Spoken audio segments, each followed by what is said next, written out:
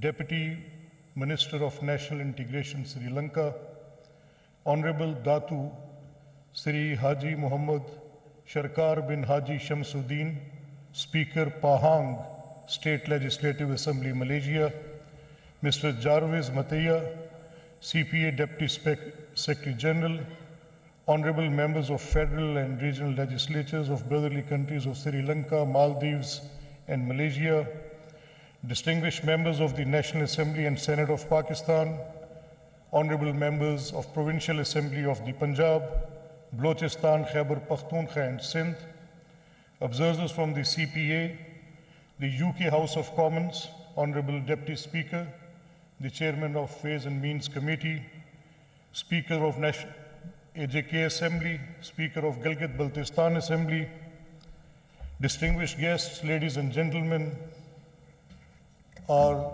distinguished guests from academia, media, and all walks of life.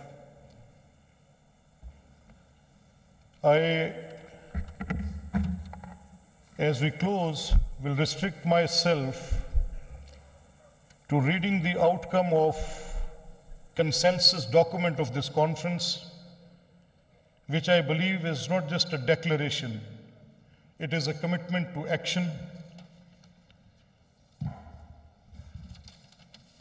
We, the speakers, presiding officers, and delegates from Commonwealth Parliamentary Association, CPA branches of Asia and Southeast Asia, gathered in Lahore for the first joint CPA Asia and Southeast Asia Regional Conference, solemnly adopt the Lahore Charter as a testament of our collective resolve and to uphold parliamentary democracy, foster inclusive growth, and advance sustainable development across region. Recognizing the indispensable role of parliaments in fostering inclusive governance, ensuring accountability, and advancing the rights and aspirations of all citizens. Further recognizing that regional challenges such as climate change, socio-economic disparities, and rapid technological transformation require collective legislative efforts, innovative policy making, and inter-parliamentary collaboration, reaffirming the importance of parliamentary diplomacy as a cornerstone of regional cooperation, mutual understanding, and lasting peace. Acknowledging the need to empower local governance structures to ensure equitable development and the efficient delivery of public services. Noting with concern the detrimental impacts of misinformation, hate speech, and digital manipulation on public trust and the democratic fabric of societies, highlighting the shared responsibility of parliaments to address socio-economic inequalities, ensure universal access to healthcare and education, and advanced sustainable development goals. Emphasizing the critical need for equitable representation of women, youth, persons with disabilities, minorities in legislative processes to build inclusive and just societies. Appreciating the initiative of Provincial Assembly of Punjab in hosting this historic conference, providing a vital platform for dialogue, cooperation, and legislative innovation between the CPA branches of Asia and Southeast Asia, I, in this charter, request the adoption for the role and staff of the members and the honorable members of this august house. Their participation made it eventually happen. Now solemnly declare as follows: reaffirm our commitment to uphold democratic norms, constitutional principles, and the supremacy of parliaments as the voice of the people. Enhance parliamentary oversight, accountability, and transparency to rebuild public trust in institutions. Promote constructive dialogue, mutual respect, and inclusivity in parliamentary discourse to strengthen democratic practices. Pursue legislative frameworks that enable local governments to deliver effective services, allocate resources equitably, and maintain accountability. Share knowledge and best practices in decentralized governance to address regional challenges and foster sustainable growth. Advocate for capacity building programs that empower local institutions and leadership. Strengthen legislative measures to combat climate change, reduce air pollution, and enhance urban resilience. Promote green infrastructure, sustainable public transportation, and climate adaptive urban planning. Advocate for cross-border cooperation to develop and implement regional climate mitigation and adaptation strategies. Promote ethical and responsible use of artificial intelligence, AI, and digital technologies in governance. Address misinformation, hate speech, and spread of fake news while safeguarding freedom of expression. Promote regional cooperation and collaboration to establish standards for digital governance and transparency. Address disparities in healthcare and education through targeted legislative intervention, prioritizing marginalized communities. Strengthen public health system and combat malnutrition, child labor, and educational inequities through legislations. Promote initiatives to improve access to quality education and healthcare while advancing SDG-aligned reforms. Enhance the representation of women, youth, persons with disabilities, and minorities in legislative bodies and policy-making processes. Address systematic barriers to participation and foster inclusive policy-making environments.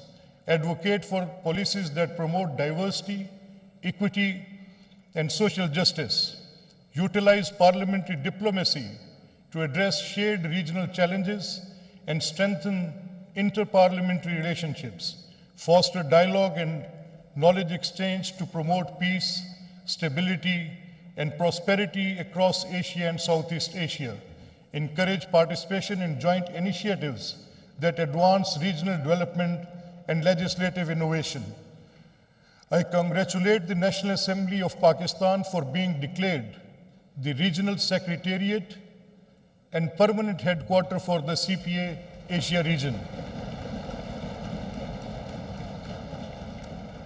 We, the speakers, presiding officers, and delegates of CPA Asia and Southeast Asia regional branches solemnly declare to uphold the principles outlined in this charter and endeavor towards integrating these principles into our legislative agendas. Encourage continuous reviews and progress assessments of these principles. Foster partnership with civil society, academia, and private sectors to enhance inclusivity, transparency, and innovation in governance. Engage in collaborative capacity building initiatives to strengthen parliamentary institutions, ensuring resilience and adaptability to emerging challenges. Adopted with unity and mutual respect in Lahore, represents the collective resolve of Commonwealth Parliamentary Associations Asia and Southeast Asia branches to build a future of inclusive growth and sustainable development. Ladies and gentlemen, honorable delegates, before we close today, I thank the Honorable Acting President of Islamic Republic of Pakistan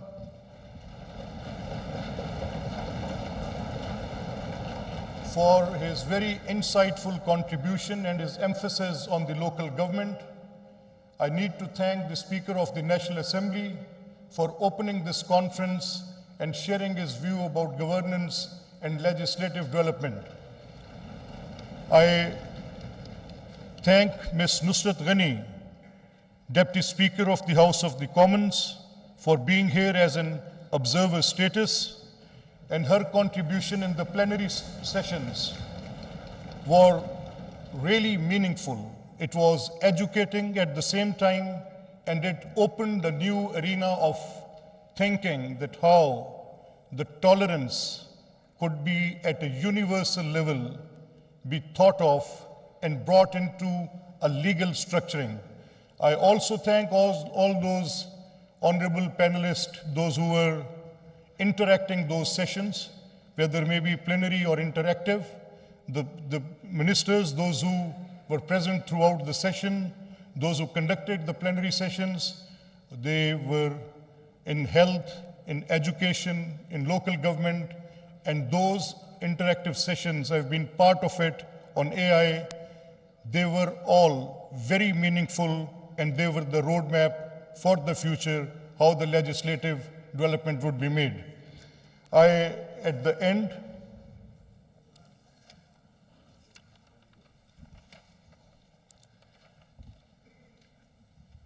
thank you all the member branches, their respective secretariats, and I urge all member branches to integrate these principles into their legislative agendas. This conference has reaffirmed that our respective legislatures and democratic institutions are vibrant, engaged, and committed to the values of Commonwealth. As we conclude these 2 days of insightful discussions, I extend my deepest gratitude to all participants for their contributions. Our deliberations on parliamentary strategies of inclusive growth and sustainable futures have been both enriching and inspiring. We have tackled key areas, as I mentioned, strengthening local governance. I have been part of that interactive session, climate resilience. I was there, I was hearing out the panelists, digital transformation. I moderated that program, and reforms in health and education. The reports will be published for the convenience of the CPA branches, and it will be shared with your respective secretariats. I take pride in announcing that National Assembly of Pakistan has been designated. 2 achievements have been made. One, I have to say, I take this opportunity to congratulate the Speaker of AJK Assembly is here, Deputy Speaker of Gilgit-Baltistan Assembly is here. This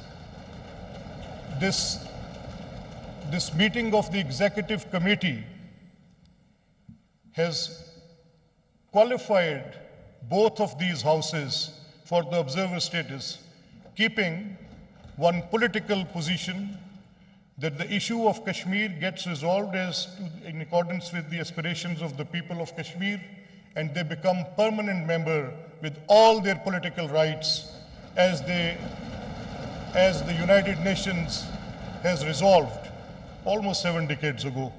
We have to. Asia Regional, I also thank the Asia Regional Executive Committee.